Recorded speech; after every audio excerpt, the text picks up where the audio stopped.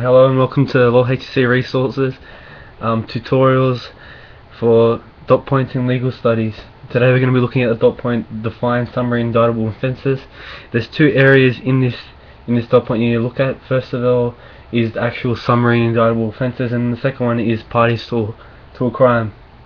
Alright, so firstly, a summary offence is one of the offences that are less serious.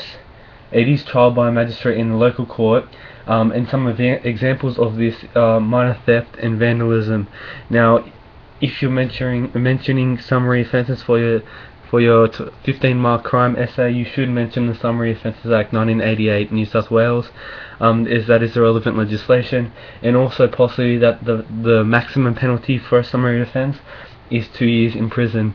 Now, the difference between this and indictable offences is, of course, indictable is the more serious offences, including stuff such as murder, and etc.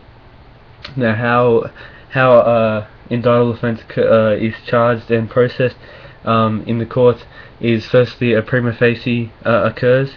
A prima facie is a Latin term which basically means that they see if there's enough evidence for the case to go forward and if there's a chance of them actually winning the case, and this occurs in the local court. If there is enough evidence, it will then go to a trial where there could be where there's a trial and possibly a trial by jury. And then the next part of this dot point is the parties to a crime. And again, sorry about the messy writing, but there are 4 parties to a crime.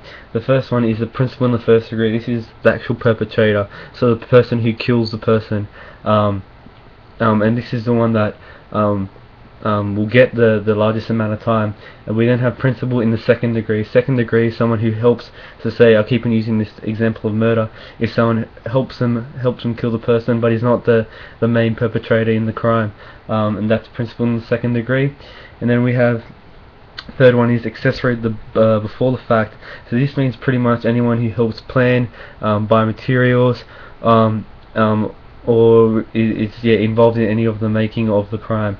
And then we have accessory after the fact, and that's someone who helps like hide the criminal or helps them escape, say a bank robbery. If they drive the getaway car, this is accessory after the fact.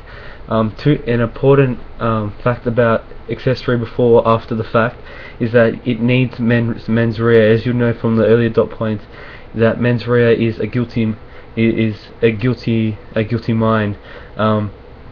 This means that they have to know that the crime has taken place and have knowledge of this.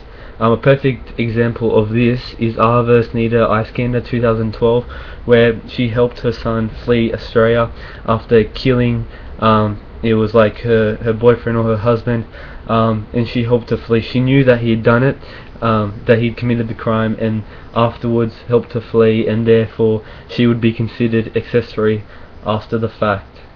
So this is a dot point in crime, the dot point define, summary, and indictable offences, and I hoped